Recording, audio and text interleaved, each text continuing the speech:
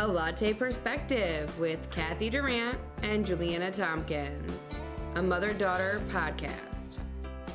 Hello, A Latte Perspective. Thank you for joining us. This is our official #1 back. Yeah. Like our whole, first whole hot podcast. Yeah, you're going to get sick of us by the end. I'm just kidding. I like to make jokes. It makes me feel less uncomfortable. Awkward. More comfortable, I guess. Yeah. Less awkward. Yeah, less awkward, more comfortable. Yeah, get us into the groove. So, what's going on? Well, getting ready for a retreat this weekend. Yes, we have lots of women come in. And yeah, got lots of women. We're just going to sit and worship and be in God's presence and listen to what he has to say to us. So it's a lot of prep this week. Hubby's outside mowing and weed whacking and blowing and all that stuff. So us women can be comfortable. Yes. Which is good, what we're talking about today. So just a little preface of what we're talking about today. So we sat down and we're kind of going around topics and what we want to start off with. So we're going to start off with what women want. So today it's going to be about 3 topics, and then the next time we're going to do 3 more topics. Today's topics are friendship, dating, and career. Mm-hmm.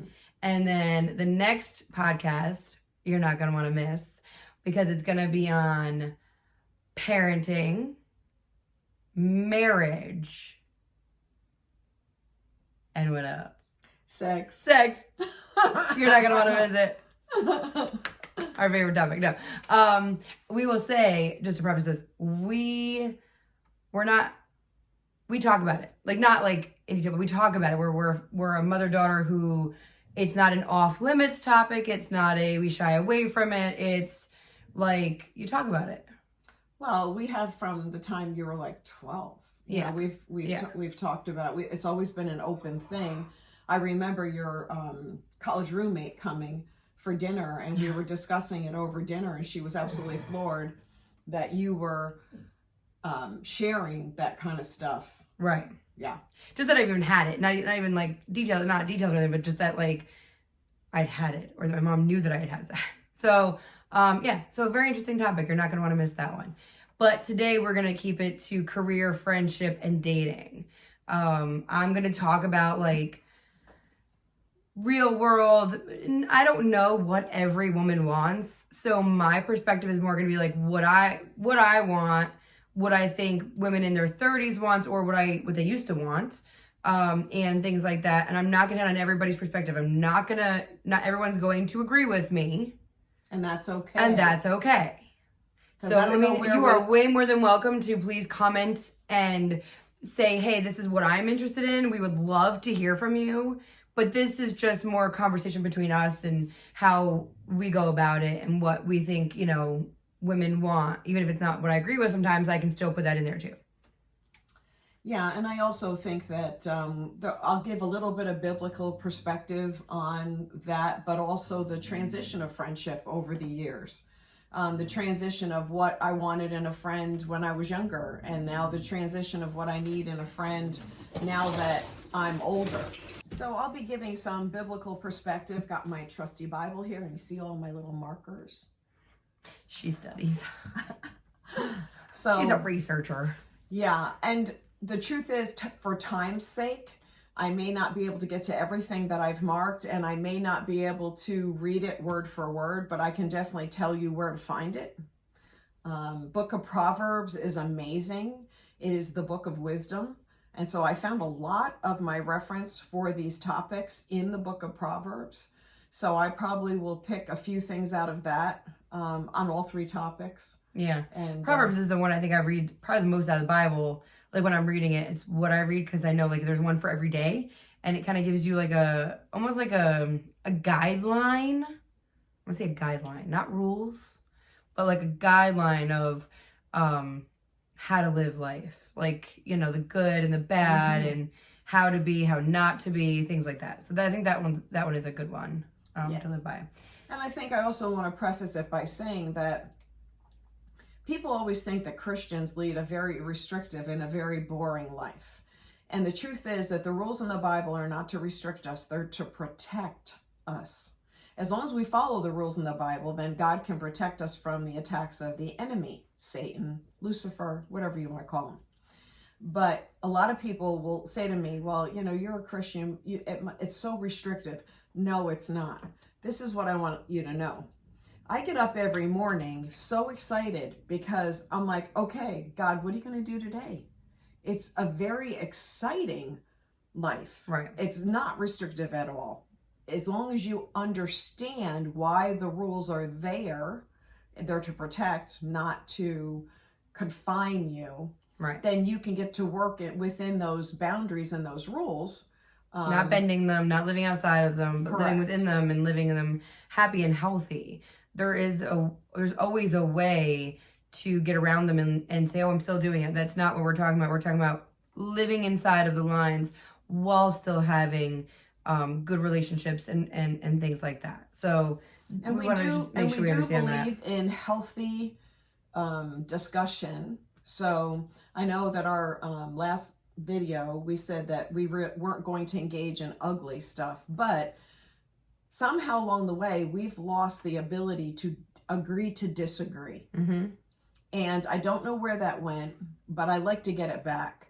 So if you hear anything from us over the next years, whatever, as long as we however long we do this, however long you want us to do it. Correct.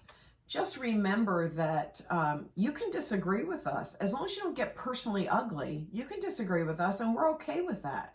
Because I have no problem speaking to someone, hearing their point of view and say, I see your point. It's not the way I think, but I see your point. So let's agree to disagree.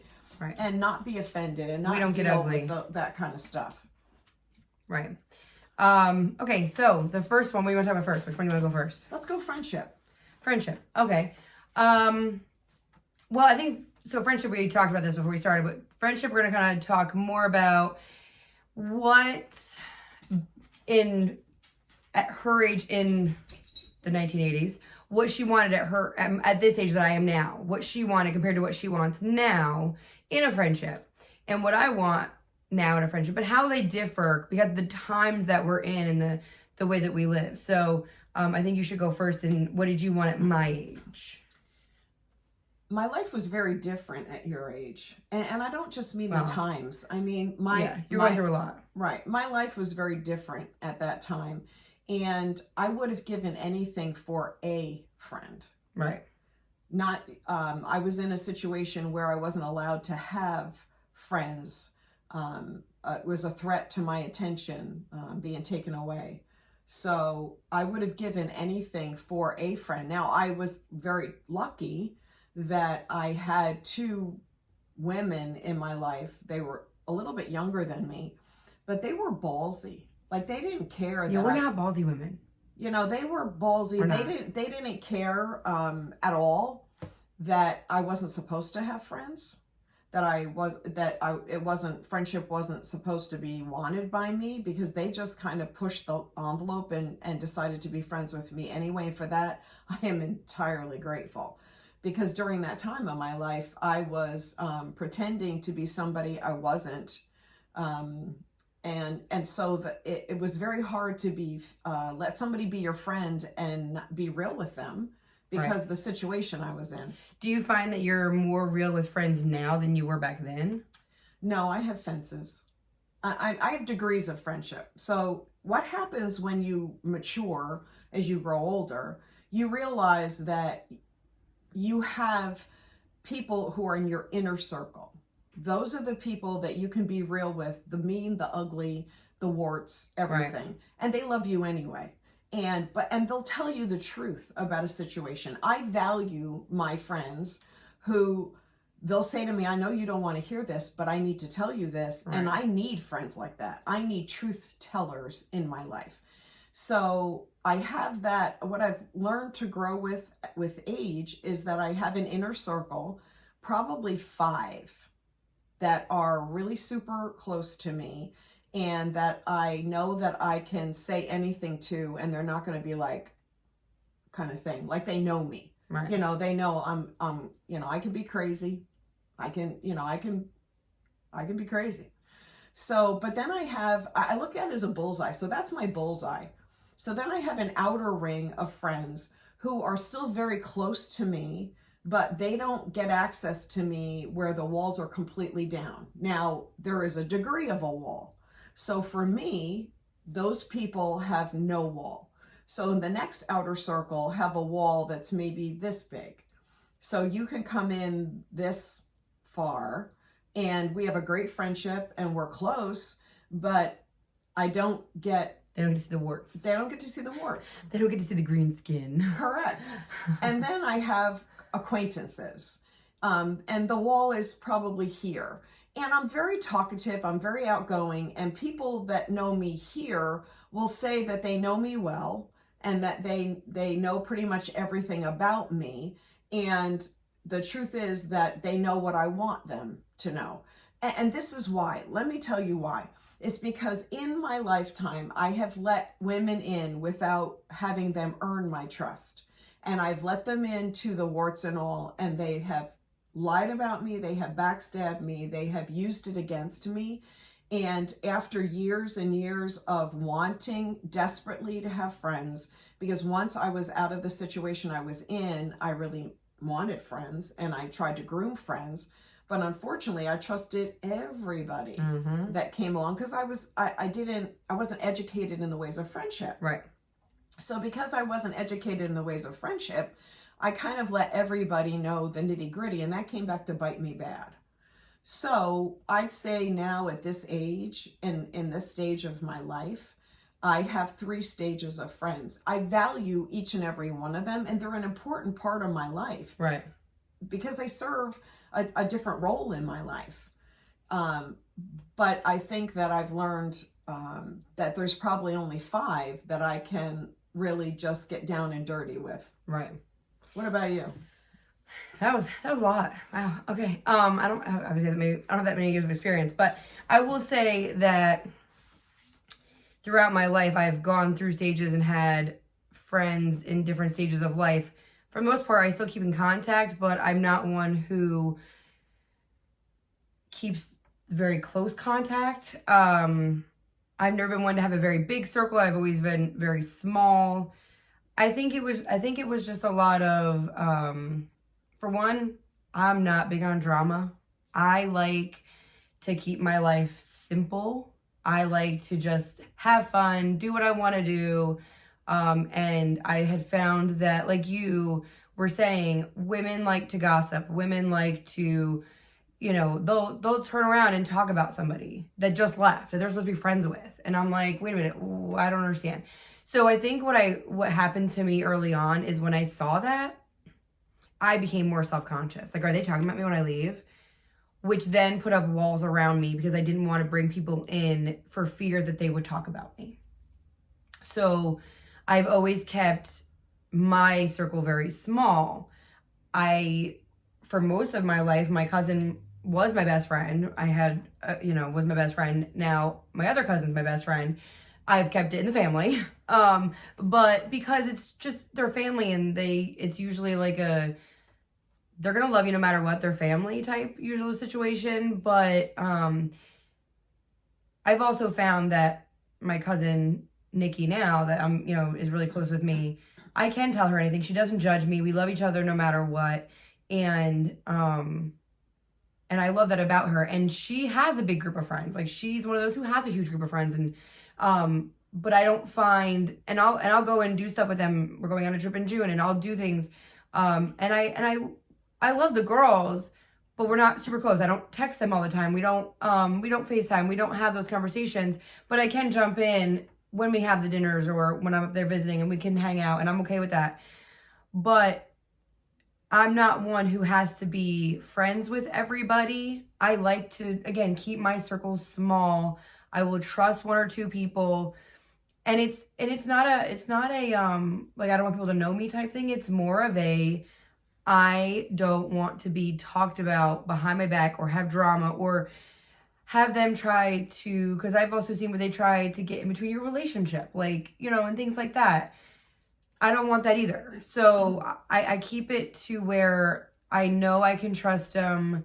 I can trust my husband with them. I can't tell you how many women out there have had friends who they trust, and things happen. So that's a thing too. And again, women are just women.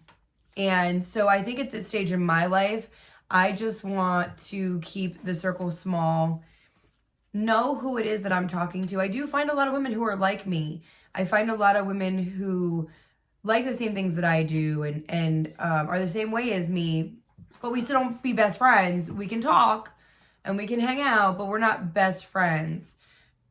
Do I wish sometimes I had more mom friends? Of course I do. I wish there was times where I could hang out and have mom friends, but again, you have to bring the bad in with the good on those situations. And sometimes I'm like, is the bad worth the good, or do I just keep it as it is? And I have found that when the more friends you have, you take away from your family life too. So they want more attention from you. They want, and sometimes I just don't have that to give. So that also comes along with it, I think, in my opinion. I think in today's, real world, there's a lot of, I think it goes both ways. But I do know that there's been a lot of bullying and people who have a lot of opinions. And when their opinions don't match, they tend to hurt other people. And so I think it's, it can go both ways, I think, in society anymore. But I think for the most part, I think a lot of women are keeping it smaller anymore. They're not wanting huge groups of friends. And like you said, I think a lot of women, from what I know, is even at church, they have different circles, like in different degrees and things like that. I haven't gotten there yet. I'm sure one day I will. I have not gotten there, but I do see that too. Like I see, you have large groups of women, but there's the small, couple that they have, and then there's, more and more. And it looks like they have a lot of friends, but really they have their one or two, and then it grows from there. So I can see that. Excuse me, I'm like, got this tickle. Yeah. There we go. So I think what has happened over time is that women have always looked at each other as competitors for men. Yes. So in that regard, because they've always looked at each other as competition, it's very hard for them to be friends. Mm-hmm. Biblically, the Bible says that we're supposed to walk next to each other, so if one falls down, the other one picks the other up. Exactly. And that's how it should be. And what's happened over time is that for some reason, this vision of women together has been, what do they call that? Distorted. Mm-hmm. So they're no longer picking each other up and walking next to each other. They're looking at each other as a potential threat. And truthfully, if we would get back to the biblical view of friendship, in the book of Proverbs, it talks about if one gets cold and lies down and gets cold, then the other one can lay down next to them and warm them up. If one falls down, the other one can pick them up. It also says that if you hang with foolish people, you're going to become foolish. If you hang with the wise, you'll become wise. The enemy really don't want us talking about this. Yeah, really. So the thing that because when you unite women, you're gonna have a heck of a problem. Yeah. So the thing that we need to ask ourselves is, what's the most important thing? What is the most important thing? The most important thing is God. Right. Okay, so that's the most important thing. I'm going to say hair and nails. I'm just kidding. So if God's the most important thing, then why is he the most important thing? Well, because we're supposed to trust him.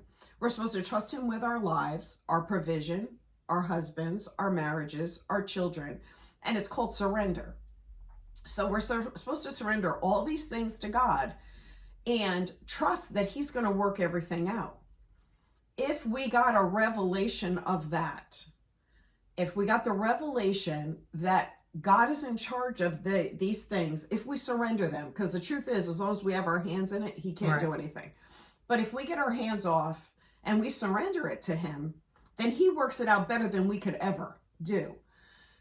And then women are no longer the competition. They're no longer a threat. then we can open up ourselves to be friends. But Book of Proverbs also says, don't cast your pearls before swine. And what does that mean? Okay, what it means. I know, right? I mean, that's a pig and pearls. I don't know. Okay. Not one I would put together. What it means is just what I talked about before. You don't take things that are precious to you and you share it with people who don't deserve to have that access to you or that knowledge of you. So that inner circle has to earn its way in. And you don't take things, pearls have great value. Right. So you don't cast your pearls, things that are valuable to you, in front of swine, which is like Pig. Well, right? it is a pig, but in the Bible, pigs are like the lowest of lows because Jewish people do not eat pork. They have a completely different kitchen. They have 2 kitchens in their homes. Right. One is kosher, meaning that there's absolutely no contamination, no pork, nothing. And then they have the other kitchen for other food prep. So the truth is that back in biblical days, pigs, swine were referred to as like the lowest of the low. So you're not going to take the things you value. Right. Okay, so now what comes into play is your maturity with women. Women can read women. So if you're out and about and you're with your husband, you can tell when a woman is making eyes or has a design on your husband for the most part, but your husband's not going to. But a man can tell when another man is trying to get to his property, his wife. I would say let's not call it property because there's going to be an issue. Okay, it'll be an issue. But anyway, Whatever. To his wife, a woman. Okay, let's that. Right. Whether it's a girlfriend, a wife, whatever. A man can tell when a man is on the make, and a girl can tell when a girl is on the make. So now this opens up another discernment on your part. Mm-hmm. When you see a woman that's obviously flirting with your husband, she's not a friend. I see you. I see you. Right. So you have to be able to weed out the women that you come in contact with. And it really is the brownie system. It really is earning points. Right. You know, you can let them in that first circle and then you disqualify them. If there's any red flags, if there's any like, oh, that didn't feel good in my gut, right. that she made me feel less than worthy. She made me feel bad. Right. She commented on my clothes in a negative way or the way I talk. She was making fun of me. That ain't a friend. No. That's not even a potential friend. Nope. And we're so, and I'm not trying to cut you off, but we're so in a society right now where we want everybody's approval and we want to be best friends with everybody that it doesn't matter what they're saying to us. We want to be friends with them. And going back to, I have no time for that. I have no desire for that. The moment something negative comes out of somebody's mouth, I'm like, see you, bye. Like, I have better things to do. And, you know, I think it's a sad part of society where we have to be friends with everybody. We want everybody to like us. And that's how our society is right now. Well, and that's called an approval addiction, of which I had one. So I can call a spade a spade. I had a people pleaser. I mean, if you're out there and you have an approval addiction, it means that you're a people pleaser. And that means that you pretty much will bend over backwards, even at your own negative, the cost to yourself, to make sure everybody else is happy. And the truth is that the only way that that's going to work is for you to like fall on the sword, because that kind of thing doesn't work. Right. You cannot please everybody all the time. I'll tell you what freed me. What began my deliverance from a people pleaser was that about 10 years ago, I was at a woman's thing and the speaker said, I want you to know right now that no matter what you do, 30% of the population will not like you. No matter what you do. Eye-opening. Okay? So if 30% of the population, no matter what you do, isn't going to like you, then you're bending over backwards to please the people who aren't going to like you anyway. Yep. So and you could spend that time working on relationships of people who have earned your trust. Exactly. Well, who are going to pour into you Instead of you always pouring into somebody, when is somebody going to pour back into you? You need people who it goes both ways. You can pour into them, they can pour into you, and things like that. It's a relationship that goes both ways. Like they say, the phone goes both ways. Right. The road goes both ways. Right. And you definitely do not want to be in a friendship where you are always the giver, always the advisor, always the emotional rescuer. shoulder. Yes. That's not that's a codependent relationship. That's not a healthy friendship. What you need is someone who it's a like Jewel said, it's a definite give and take. Mm-hmm. It's definitely where one time you can cry on her shoulder and she'll listen, and then she'll pat your back, and then she'll say, okay, put your big girl panties on. Let's get moving. Right. And then there's times when she can do the same with you. You can sit and you can hold her and let her cry. But it definitely, and I'm not telling you to keep score. I'm not saying, oh my gosh. But it's obvious where they're always coming to cry to you, and then you call them the moment you're crying and they don't answer the phone and don't call you back. There's your sign. Right. Most Just definitely. saying. Most definitely. Just saying.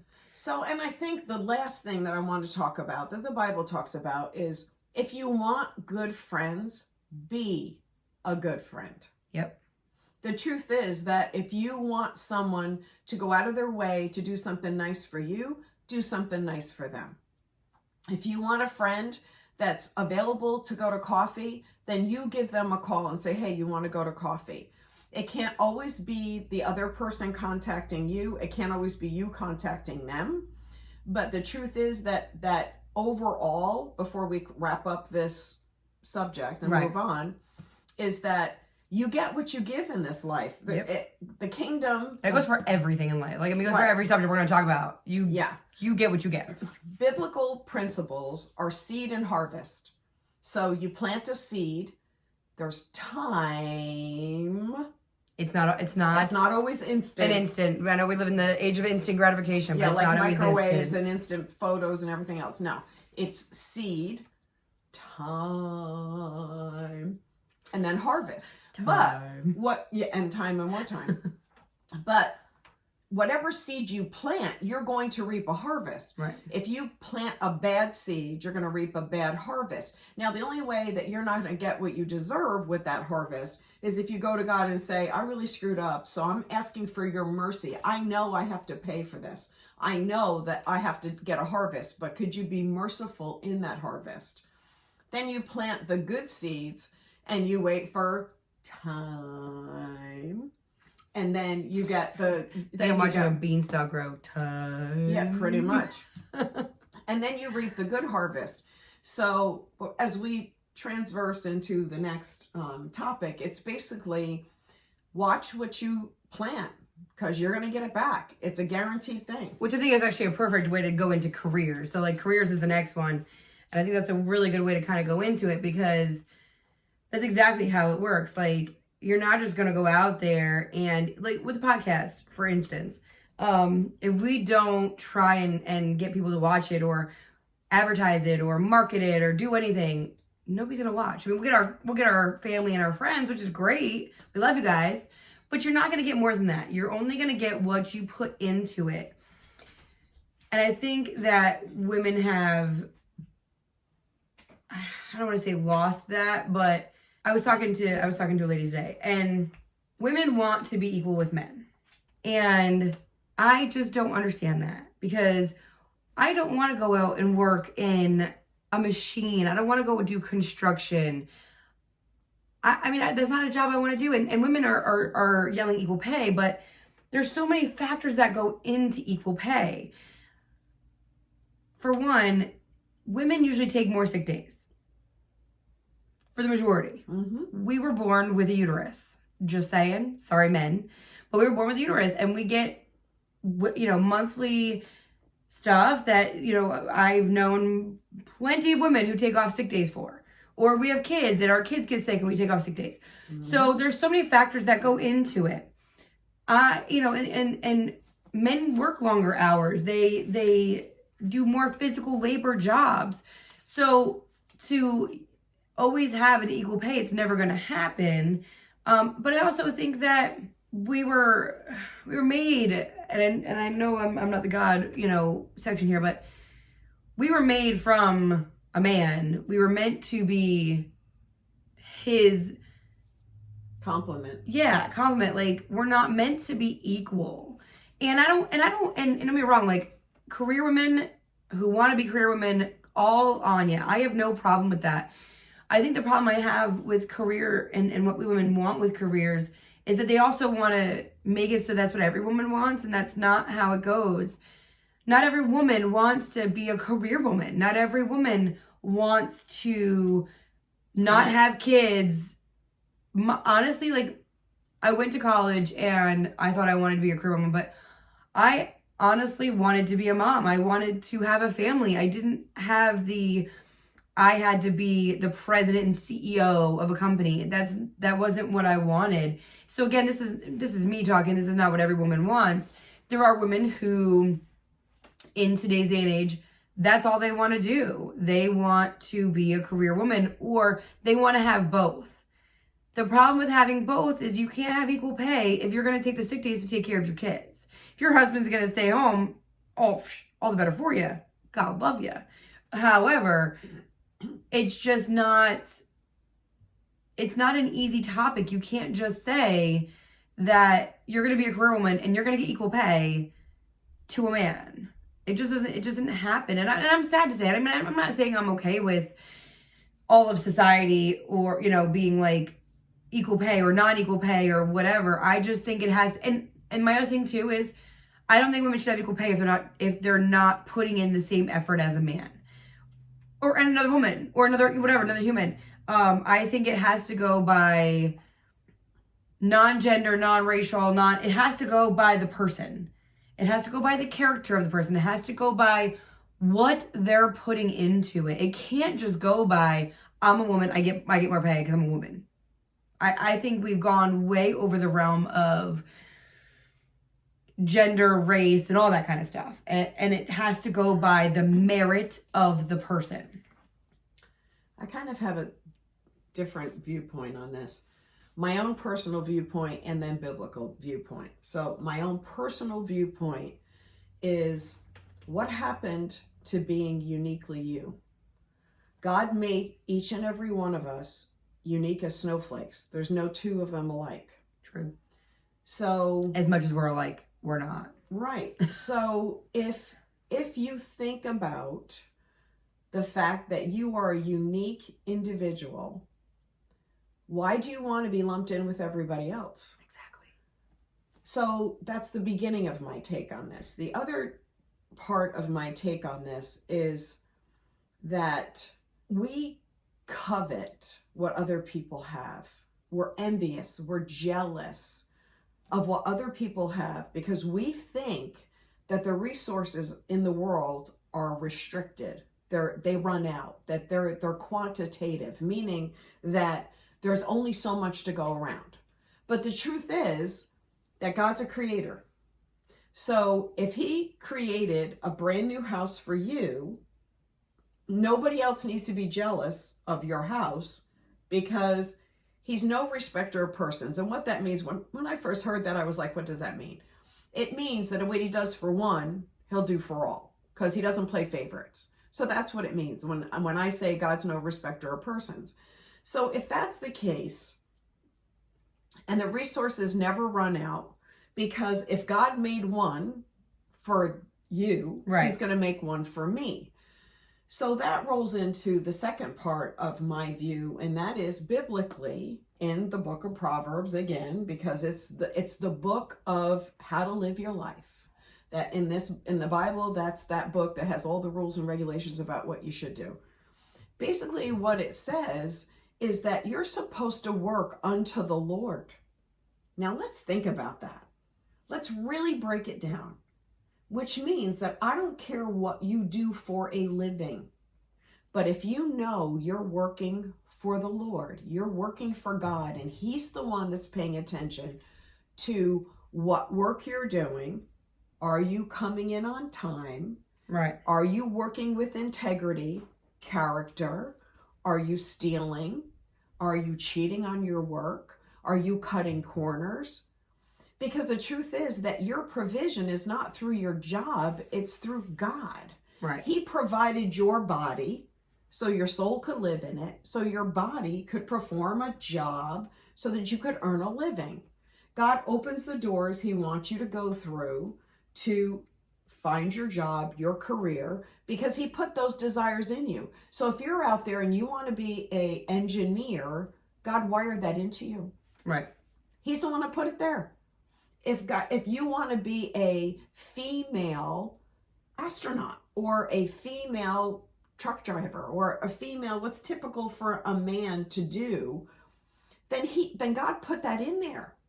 So our perspective needs to change, because if we're doing what God wired us to do, and we do it with integrity, and we do it with pride, and we do it knowing he's watching every single thing you're doing. Wait a minute. No. You know, if he's watching everything you're right. doing, then he's going to reward you. We have shifted our focus so much on the dollar. Right. We worship the dollar. Right. And those dollar amounts, that we don't look at it in the right perspective. Because the reason why they're fighting for equal pay and women's rights and their careers is because they have no concept of who they're really working for. If they had the concept, they're just so overwhelmed by, you say I can't do, so I'm gonna do, and that's a lot of what I've heard is like, you're telling me I can't, I'm going to, and I think that's kind of like the wrong. Like, are you fighting for the right thing? In my mind, like, I don't think you're fighting for the right thing, because what if you don't actually want to do it? Why are you fighting for it? Fight for what you actually want and what you're gonna go into with integrity and, you know, things like that. And I think their whole thing is, don't tell me I can't, because you're gonna tell me I can't be a football player, you're gonna tell me I can't be a construction worker. Well, I'm gonna prove you wrong. That's all fine and dandy, but what did you do to get there? What did you do? Who did you have to tear down in order to get there? And that is to me, I think what gets to me is, I think in order to have the equal pay, in order to have these arguments about what these women want, about what women want in careers, is that they've gone above and beyond in tearing down people in order to, and I'm not just saying just men, I mean, they're tearing down other women, they're tearing down people to get there. Because, well, don't tell me I can't, because I'm going to show you wrong. And I get people that, again, want to be career and they're career driven. I'm not saying that. I just don't believe in, I would never tear somebody down in order to get what I want. I will work for it and show my own merit. I had a job. So I had a job at a bank, and a girl that I worked with thought I wanted to take a job that she wanted. I don't even know. But I went in, I did my job, and I learned as much as I could, and I did good at my job, because that's what I do. And I've never been a banker before, so I went in and I learned. I had a challenge in front of me, and I learned. And I am one of those, don't tell me I can't, because I'm going to. But I don't do it with intention to hurt anybody else, or if I see that I'm hurting somebody else, I won't do it that way or go about it differently. You know, I'm not going to sit here. I will be competitive, but I let you know I'm competitive. Like, hey, like I worked with, and again, to me, I like working with men easier because they don't have drama. They want the competition. They want, you know, so like I had a guy, and I'm like, I bet you I can beat you this month. I can do better, you know, and they take it as a competition and a friendly competition where, like you said before, women don't take it that way. And so I wanted to be the best at the job. It wasn't to get a promotion over that girl. It wasn't to hurt her. It was more because I wanted to learn. I like to learn. I wanted to be the best at the job because that's who I am. But it wasn't to hurt her, and it wasn't to hurt anybody. And had they offered me a job instead of her, if I knew it was going to hurt her, I don't know what I would have done, because it's not my intention. You know what I mean? Like, do I think we all have to do the best we can? Yes. I don't think we need to intentionally do harm to others to get there. And I think that's kind of where we've backpedaled a bit. Well, and I just want to give you a couple examples of what I mean by as of working for the Lord and you get rewarded. Right. No, I get what you're saying. Because I every job I've ever had, When I've worked for someone, I've acted as if it was my business. So I took care of it as if it was my business.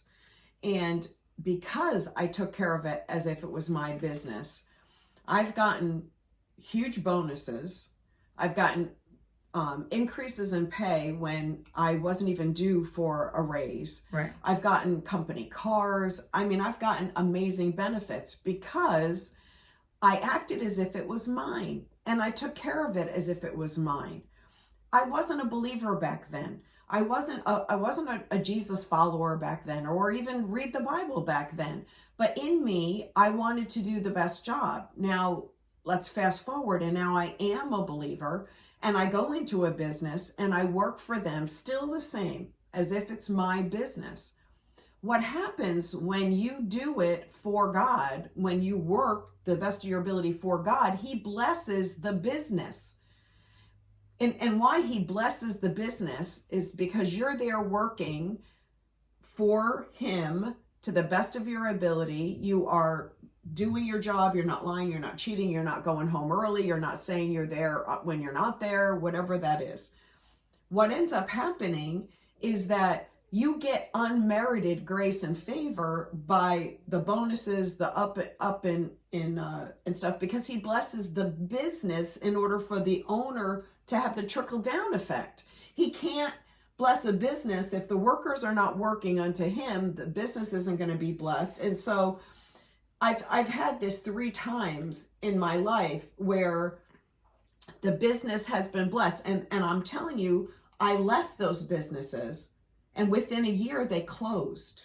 Well, so here would be my devil's advocate moment would be, but what about those who are believers, own the business, and it still has issues? Okay, well, and the business still closes and they go bankrupt, okay, but you were a believer and you did the right thing, so how does that fit in? Well, I've had that happen as well. I know, but I didn't want to say that. No, I've had that happen I was trying to be nice. No. Okay, the difference is, did God tell you to do that, or did you do it on your own? Open the business? Right. Okay, so in our circumstances, right, God told us we were going to have this business that was big, really big, huge. And so we decided that we were going to help Him. So we opened up a business. Now, if you know God, He's going to open up a business and it's not going to have debt attached to it. He's going to provide the funds to open up the business so that you don't have to worry about paying a loan. Well, we didn't do that. We, in our own strength. See, here's the deal. If you do it in your own strength, you have to sustain it. If God does it... And humans are control freaks. He sustains it. So we stepped out and we put a loan on our house. We took equity out of our house. We basically margined our house. We basically put it on the line. We gambled with our home and we opened up this business. And for 2.5 to 3 years, this business was kicking butt and taking names. And then the recession hit. And had God put us there, He would have protected us. And this is how I know why. This is how I know it's the truth. It's because during COVID, my husband stepped out to open a business that we prayed about, that God gave us confirmation He was supposed to do. March 16th of 2020, the day the shutdown hit North Carolina, is the day my husband went out on his own, away from corporate, away from benefits, away from guaranteed pay, and he stepped out on his own. The difference is we had asked God if it was a good idea or not, and this was Him. Do you know that not only have we met our financial obligation this year, the business has grown exponentially in a shutdown, in an economic time when a lot of businesses had to close. People were laid off, they lost their jobs, they lost their homes. We didn't leverage our house against this venture. We did this with God saying, this is how it's going to go. And so we benefited. The truth is that these Christian businesses that have gone out and they've done it, I would sit down and want a heart-to-heart talk with them and say, number one, was it a good idea or a God idea? So did you ask God? Did you get confirmation 3 times? 3 times is confirmation. Did you get 3-time confirmation you were supposed to do it? what about the timing? Did you push it and you tried to do something in your business before God said it was time? Because if you rush something before it's time, then it's gonna cause a problem. Right. So I would want to sit down and have a heart-to-heart with them, because it's not their beliefs, it's their obedience that makes the difference. So if they, our pastor has said for years, don't take yourself where your character can't keep you. Don't be promoted to some place because you talk the talk and said, I can do this, but your character and your integrity isn't going to keep you there. Right. Because you're going to look like a fool. And that's where Christians get a bad name, because people think that two things. People think, well, just because you're Christian, then you should be like hitting it out of the ballpark and you should be doing great because God's blessing you. The truth is there's two factors to that. Number one, are you tithing? Because tithing is 10% of your income, your gross income, given back to the church. Okay, so the church can operate. When you do that, the Bible says you're in covenant with God. Malachi 3:10 says, if you test, it's the only verse in the Bible that God says, test me in this. Because once you're in covenant with him, the first part of the verse says, bring all the tithes into the storehouse, so there may be food in my house. And then test me in this and see if I will not open the windows of heaven and pour out for you such a blessing that your hands can't hold it. And there's a huge and in this verse. I will rebuke the devourer for your sakes. What that means is the enemy can come against your finances, your health, your family, your relationships. He can come against all of that. But if you're tithing, God will protect that. I'm going to tell you right now, when Bob and I stepped out in our business, that first business, we stopped tithing because we were living on a loan, borrowed money. So we didn't look at that as increase, because you're supposed to tithe 10% off your increase. And we weren't tithing. God couldn't protect us from the recession when it hit and we lost everything because we weren't tithing. We had been tithing up to then. Right. And then when it got really bad, we started tithing again. And that's why I think we were able to stay open for 2 years longer than what we really should have. But we continued to tithe. And when we lost our house, our home, our vehicles, we were homeless for 2 weeks. But the reason why we were homeless for 2 weeks is because God had been working on a place for us to move into, but it wasn't ready yet. So they had been working construction on this house for 6 months. We tried to hold on to everything for 6 months, and we jumped the gun and left our home. But within 4 days of leaving our home, I lied. We left the home on the Saturday, and on Monday, we found the house that God was saving for us, and my husband got a job within 2 hours of that each other. So we were tithing. So you're protected. So that's the number one part is the business owner tithing? Because that's a huge thing. And then the second question I would ask you is, have you asked God what you need to do to fix what's failing? Or are you just in your own strength, your own knowledge, your own experience trying to do it yourself? Because we got ego in the way. It's okay, God, I got this, and I'll call you when I need you. And then it gets down to dire straits and you're asking God and he's like, I was here before. But what does the Bible say about women having jobs and careers anyway? Back then women, I don't want to say back then. No. In the Bible, in biblical times, women were the childbearers, but okay. They worked, I'm sure. Everybody worked. It wasn't like just the men worked. I'm so glad you brought that up. Okay. So, because we got off on topic of tithing and biblical things, but I'm talking about like careers in general. Okay, so this is what the Bible says about women's working. Right. Okay. Who can find a virtuous wife? Now this is Proverbs 31:10 to the end of the chapter. Who can find a virtuous wife? For her worth is far above rubies. The heart of her husband safely trusts her, so he will have no lack of gain. She does him good and not evil all the days of her life. She seeks wool and flax and willingly works with her hands. She is like the merchant ships. She brings her food from afar. She also rises while it is yet night and provides food for her household and a portion of her maidservants. She considers a field and buys it. From her profit she plants a vineyard. She girds herself with strength and strengthens her arm. She perceives that her merchandise is good, and her lamp does not go out by night. She stretches out her hands to the distaff, and her hand holds the spindle. She extends her hand to the poor, yet she reaches out her hands to the needy. She is not afraid of snow for her household, for all her household is clothed with scarlet. She makes tapestry for herself. Her clothing is fine linen and purple. Her husband is known in the gates when he sits among the elders of the land. She makes linen garments and sells them. She supplies sashes for the merchants. Strength and honor are her clothing. She shall rejoice in time to come. She opens her mouth with wisdom, and on her tongue is the law of kindness. She watches over the ways of her household and does not eat the bread of idleness.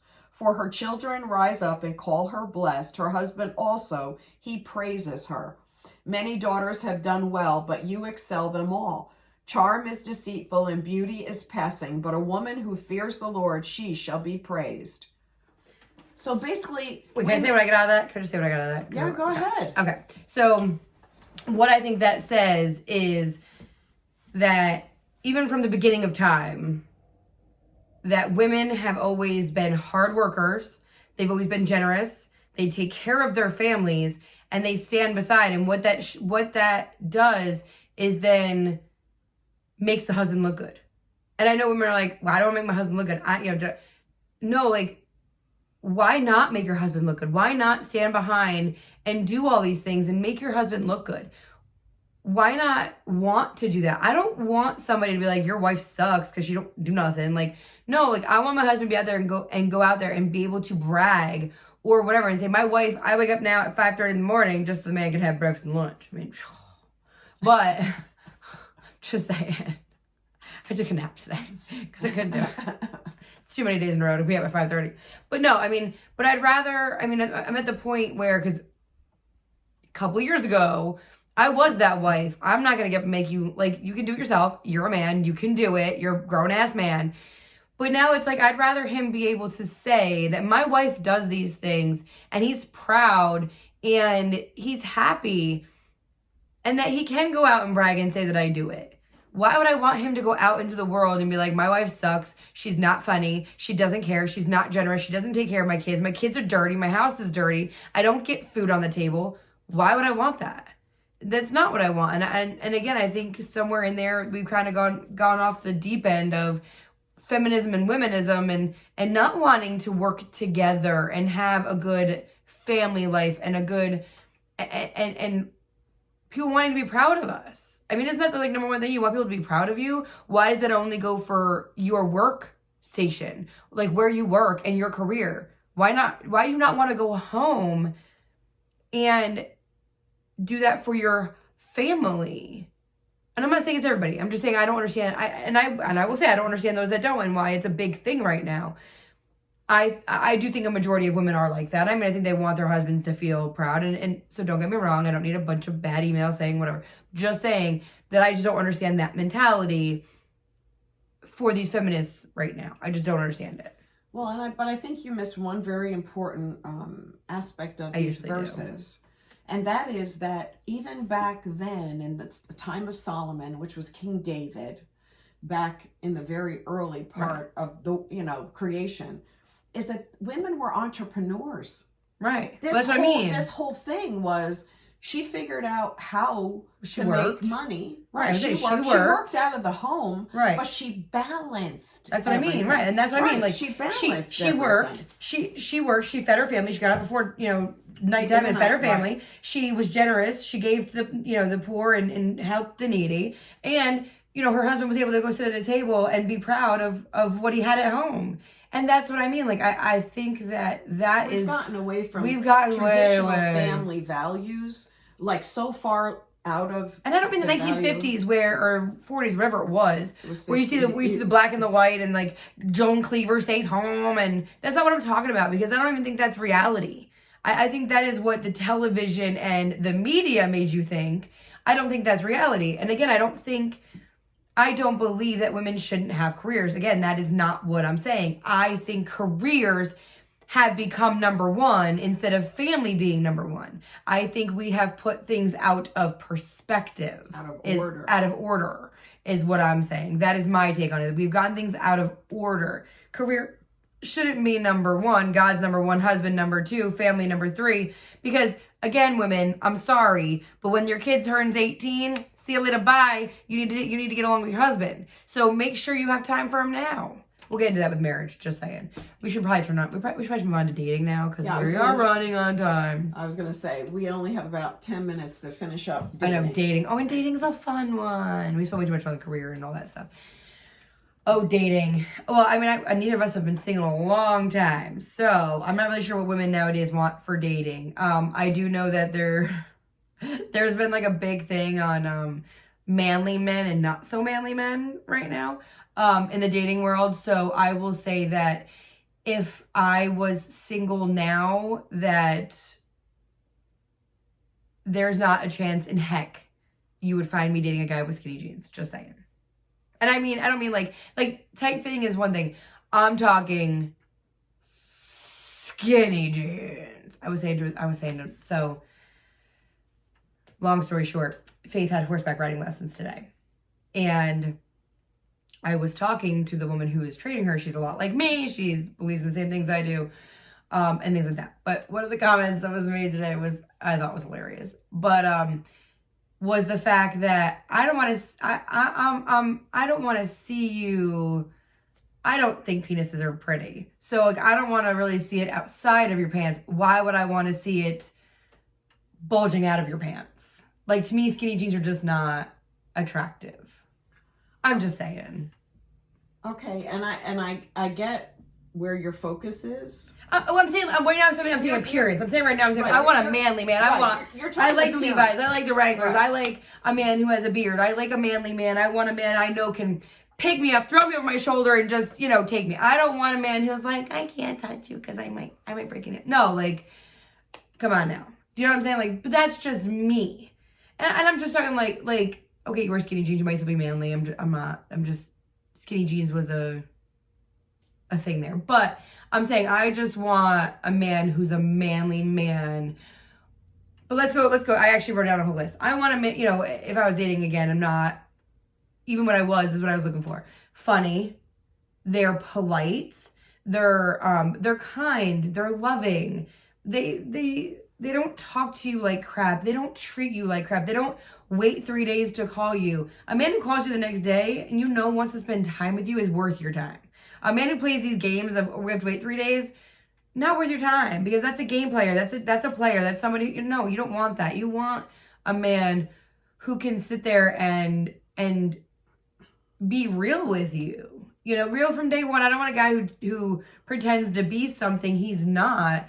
And then I find out months down the road and I've wasted all this time.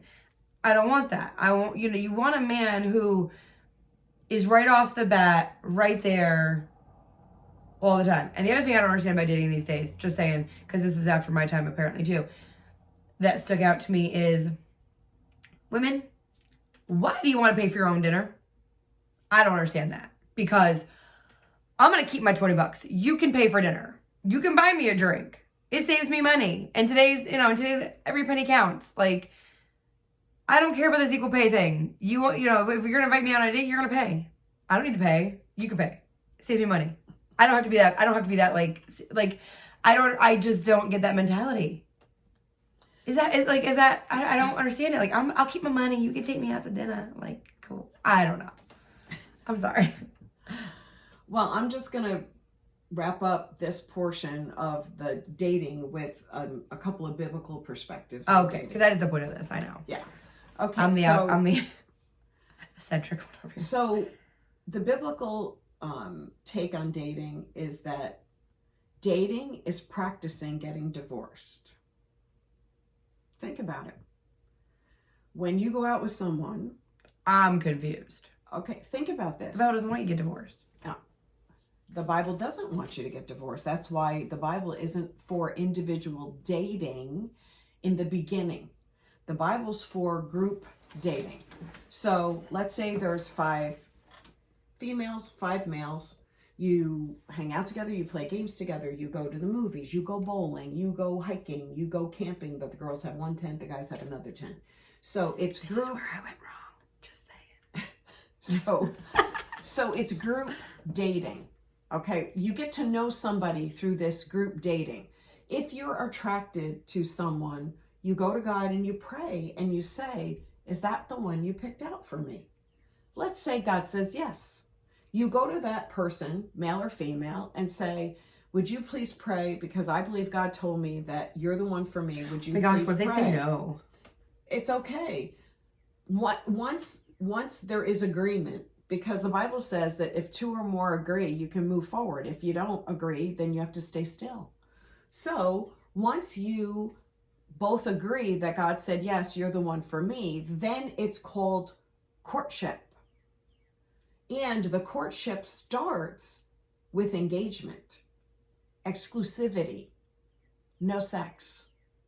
And there's no really dating. I mean, there's not Okay. really like dating. No, they can date individually with no chaperone. They can date individually with no chaperone. However, they literally have to have a curfew. They cannot be alone together after dark. We have In a gotten so situation- far away from all that, women. So far Right, away. but think about it. In today's world, I just know too many people who well, the divorce somebody- rate is higher now than it's. I mean, Yes. obviously. Okay, so let ever me been. get back to the biblical process. Right. So the courtship starts with engagement, and the engagement is usually less than a year. Because if you've prayed and God has confirmed for you 3 times that this person is the person he chose for you, then you go into premarital counseling, you get engaged, you set a date, and you get married. Okay. Less chance of cheating Okay. or anything wrong or anything else going All wrong. right, I mean, but really. let me show you how bad this has gone. Okay. So bad. So now what happens is you meet Today's day and age. today's day and age, and I'm generalizing. Oh wait, I can so do this because I've never actually dated. Never actually dated somebody. Anyhow, Well, no, but in No. reality, I mean, that's what we're talking about. no, that's what we're talking about. So So this is what happens in today's world. In today's world, you meet someone, you're sexually attracted, you have sex, then you try to figure out whether or not you like each other, if you have something in common, and way too soon you move in together. And you move in together, and if there's children involved, because you've done this before, and now there's children involved, you have a man move into your home, or you move into their home if you have no children. You move in together, and you realize that after 6-8 months of living together, you can't stand his little idiosyncrasies, or he can't stand your little idiosyncrasies. And there's no papers, there's no rings. So you just basically say, bye, see ya. right, Okay, so and now you've given away the cow. But dating, even in junior high school, let's go steady, let's date. Basically what you're doing is you're practicing how to get with somebody and how to break up with them. Right. That's all you're practicing. So the Bible's view on marriage is that once you consummate the marriage and you have physical sex, your 2 souls become 1 soul. 1 soul. So every time, wait a minute. So every time you have sex with someone, Right. it's a soul tie. Okay. Which makes sense because I can't. I mean, women out there. I mean, how many men have you had sex with that you don't, and then you don't obviously anymore, but you've had sex with, and you never think about them again? I mean, bull. I mean, you It's do not even the because thinking. no, I don't mean thinking about it that way. I mean, but like you have like a thing, like you can feel like it's like the a soul thing. tie means that every bad thing that ever happened to them, you now carry. Our pastor described it like a piece of duct tape. He took a piece of duct tape and he put it on a towel. He had a towel on the stage. He stuck the duct tape to the towel, ripped it off, stuck it again, ripped it off, stuck it again, ripped it off. By the end of how he was talking, the duct tape wouldn't stick anymore. And the truth is that every time you have sex with someone, you have a soul tie, but you also have sex with everyone they had sex with, Right. and everyone they had sex with, and everyone they had sex with. So That's now, a lot of days. so now you are carrying the burdens of the souls that you became one with. So now that burden, you want to know why suddenly after dating someone, sleeping with them and not being with them anymore, you never had to deal with depression before, but suddenly now depression is like your best friend. Or that you never had to deal with excessive spending before. You were a saver, but you were with somebody who was an excessive spender, and all of a sudden you can't control your spending. It's all connected. That's what I mean. And that's what I mean. It's all connected. Then the truth is that if you're not aware of what's going on, there is a biblical process called sozo, where you go through the process of praying and breaking all of these soul ties. Well, I had that done. I went through the process. I'm telling you that I walked into that church to have this process done, and it's a praying process. Right. And an hour later, I left that building. And when I am not lying to you, as God is my judge, when I tell you my feet didn't hit the ground. I was so light.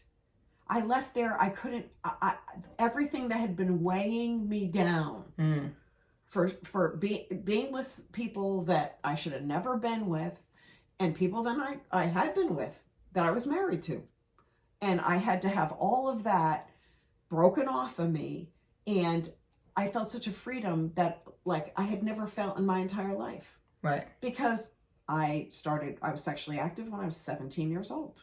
So But I think that dating's like, gone. but women, we don't date anymore. Like you said, like, I'm not the only one, and I know that I am not, I just didn't date. It was, the three main people I've been with for a long period of time. I never, like, it was never a, let's go out on a date, and we dated for months and didn't have, like, no, it was a right off the bat sexual type thing that then turned into, whatever. And I think Tommy, who was my husband, we danced in the rain and we did some romantic things, but we never actually went on a date. So You've we dated never more now since I think we've dated more now since we've been married than I ever dated before. But like I said, I think in marriage you have to date, so I'm keeping that perspective. But I do think that now women, we need to date. You're single, you're young, you need to date. Don't just jump into the sexual relationships, because sex only lasts long. You get to have kids and whatever, and you're tired and you don't want to have sex, and your husband's like, I don't have sex on it. And it's like, you need to make sure you have more in common than just a sexual. You have to be, number one. Yes, you need sex, relationship, but it has to be more than that. Number one, you need to be friends first, because when all that fades, if Right. you're not friends, you're done. Right. If you can't stand them, Right. you're So in you have trouble. to be friends first. But the other thing is that when you enter into a marriage biblically and you realize that divorce is off the table, come hell or high water, no matter what trial or tribulation you go through, you go to God and you're like, okay, we've hit this roadblock, this mountain, whatever. God, we need your help. A 3-cord strand is not easily broken, the Bible says. And if God is for you, who could be against you? No one. So God is for your marriage. God's for you to make it without getting divorced. Let's not get into marriage. We're doing dating. We're doing dating. Marriage is next but time. The prerequisite to that is you need to set yourself up to succeed. You don't set yourself up to fail. Right.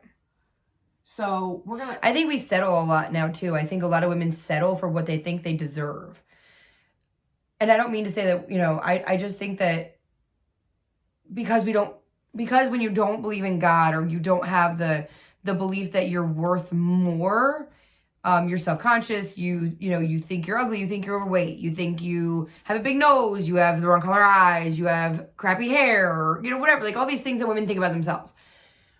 That you were sexually abused, or you were regularly abused. I don't say regularly abused, you know what I mean? Like just physically abused. Not entirely sexually, but you were just physically abused. All these things, and women tend to think that they're not worth anything, or they're not worth what they settle. They settle. And so a lot of women are, again, becoming into these abusive relationships, or with men who treat them like crap. They don't realize that they're being treated like crap right away, and then they are. And so I think that women, I think some of us need, because I'm not saying it's the entire population, but I think some of us need to realize what you're worth. And I will say that one way that we can do that is by reading the Bible. The Bible will tell you God loves you and that you need to know your worth. God, like, you're worth God's love. God loves you no matter what. And that you don't have to settle for a guy who's telling you, or treating you badly. You're worth more, and God can tell you that. You can read the Bible and you can learn that. I don't know. I like to close this out with this. Okay. I heard the best advice ever given to me it wasn't given to me personally. She was sharing with me what she was doing. I knew a woman who had made a list in her 20s of all the attributes she wanted in a husband. She was a believer, and she prayed over that list for God to bring her husband that fit this list. Anybody that tried to court her that didn't fit this list exactly, she rejected. She was 42 years old, and she still hadn't found that man. And she and I had a conversation, and she said, I'm about to start crossing things off my list because I don't think this guy's out there. And I said to her, I don't believe that. I believe that if you made the list and you've been praying over for 20 some years, this man's going to show up. Right. She continued to pray. Within months, this man who ticked every box on that list came in. They're married. They have 2 children. She was a late mom, but they were able to conceive and have 2 children.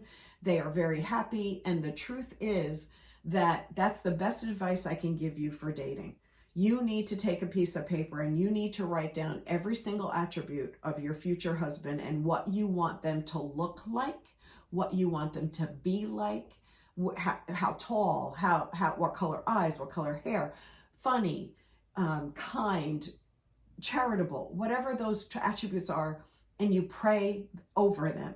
Thank you, God, that you're making my husband to be this person, because this person that you're praying for may not be ready yet. God may be doing a work in them, just like he's doing a work in you to make him who you need him to be. Right. God's told me more than once that he was making my husband into being the man of God I needed him to be, because God loves you that much. So make the list, pray over it, and then realize whose you are.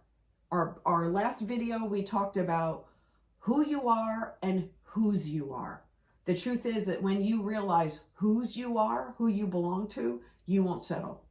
You won't settle because you realize that he made you and that he bought you with a price, and therefore he's going to take care of you, and he's going to bring you your heart's desires. And what's on that piece of paper is your heart's desires. You just have to believe it. Right. And for now, we've gone long, and we're really sorry we went long and hard. Sorry. I had to. I'm sorry. You're talking about dating and sex. You have to say something. I'm sorry. All right. So next time, don't forget, we're talking about marriage, parenthood, and sex. So join us next time, and it's about probably 2 weeks. 2 weeks. On a Monday. We'll put it out there. Yeah. I don't know the exact date. I don't look at the calendar. She's the planner. I'm not. So I don't even know the date. But for now, it's goodbye from a latte perspective. Thanks, everyone. Thanks for joining us. Thank we you so appreciate much. it. Bye. See you soon.